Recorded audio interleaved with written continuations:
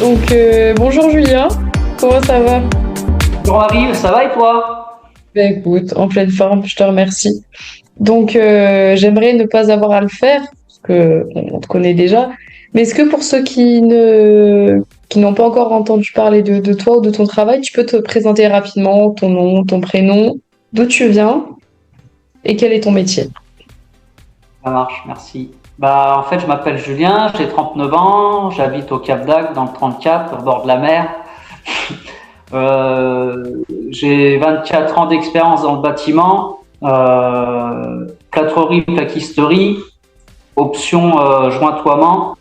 Je me suis perfectionné là-dedans, dans les finitions, prêt à peindre, jointoiement, pose de bande à joint et enduit de finition, enduit de ratissage en fait, enduit pelliculaire pour redresser des murs et plafonds, voilà, tout ce qui est finition, secondes œuvres, avant peinture, voilà. Et j'en ai un peu marre de ce métier, donc c'est pour ça que je me dirige un peu sur le stucco, qui est un métier artistique, qui me parle le plus aujourd'hui par la maturité que j'ai acquis par rapport au métier précédent en fait. Donc c'est pour ça, tout D'accord, très bien. simplement. Donc tu avais déjà fait un module donc à Stuco Perfection. Oui, tout à fait. Ouais, j'ai fait un premier module début novembre. C'était le stucco vénitien avec le marmorino et l'enduit à la chaux en fait. Voilà. Et ça m'a plu, donc j'ai préféré faire une complémentarité avec le stucco moderne. Ça permet de venir et de remettre à niveau et de perfectionner les acquis et de poser les questions adéquates à notre formateur Janos, qui est très professionnel et empathique. Voilà. Mais magnifique, quel beau portrait tu nous dresses là de la formation. Qu'est-ce que tu as particulièrement aimé durant ta semaine avec nous là? En fait, ce qui est intéressant, c'est de connaître les mélanges en fait pour le dosage, pour faire un mélange et après de mettre aussi des pigments pour obtenir le coloris qu'on désire. Voilà. Donc D'accord. ça et l'application aussi. Après, il faut une dextérité quand même.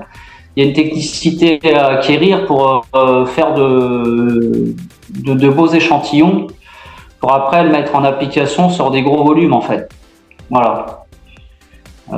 D'accord. Donc Ça, pour toi, le fait d'avoir été guidé pour pouvoir maîtriser justement le, le marbre dans dans la pratique du stucco, pour toi, ça a été primordial oui, ou oui, mais cependant, pour appliquer la technicité du marbre, il faut déjà d'abord se perfectionner sur le stucco standard en fait. Je sais pas si je peux bien m'exprimer comme ça. Pour déjà faire de l'uniforme en fait, une seule couleur, après deux couleurs et après se perfectionner dans le marbre parce que c'est quand même une technicité haute, importante. Donc il faut quand même, il faut se faire la main avant. Il faut commencer facile pour aller monter en compétence en fait. voilà. Parce Donc que pas, excuse-moi si je peux me permettre. Donc vraiment partir dans une optique d'aller voilà progressivement et que si on veut y arriver, c'est possible avec un petit peu de travail. La preuve en est, tu nous as sorti un échantillon incroyable la semaine dernière. Est-ce que tu peux nous en parler, peut-être des difficultés, premièrement, que tu peux avoir rencontrées avec celui-ci et la finalité?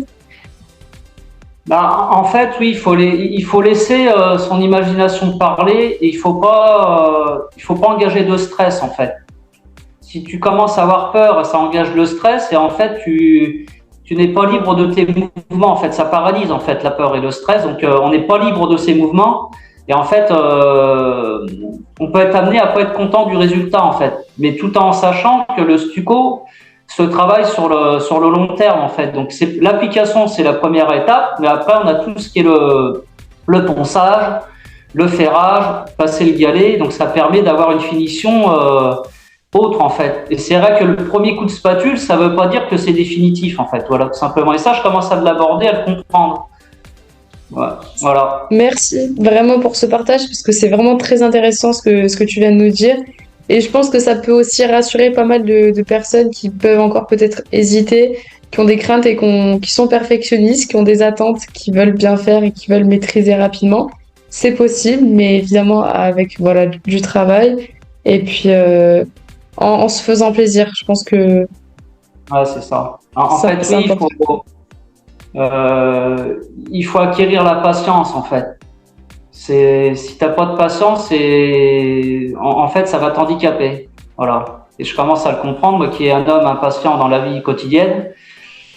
C'est plutôt, c'est une bonne leçon de vie en fait le stucco. Voilà, ça permet de, voilà. Et en fait, il y a un temps donné en fait entre la première couche, on va dire, la base d'accroche en fait, le primaire d'accrochage et la troisième couche de finition.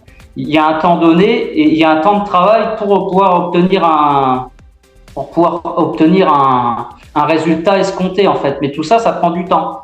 Parce qu'il y a un temps de séchage de 24 heures entre chaque couche, donc c'est pour ça qu'il faut respecter tous les processus de séchage pour permettre d'avoir un résultat optimal en fait. Voilà.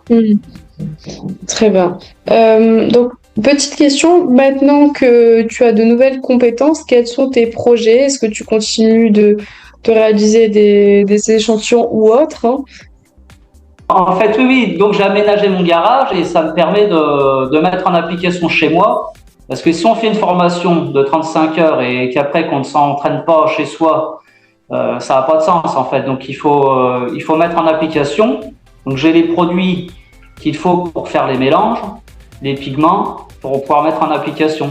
Parce qu'après, le but final, c'est de s'entraîner et de pouvoir mettre en application chez des clients pour en faire un métier en fait, hein. Moi, c'est mon objectif. Donc, c'est pour ça qu'il Très bien. faut. Super. Tant de motivation, ça fait plaisir ça fait plaisir à entendre. Ouais.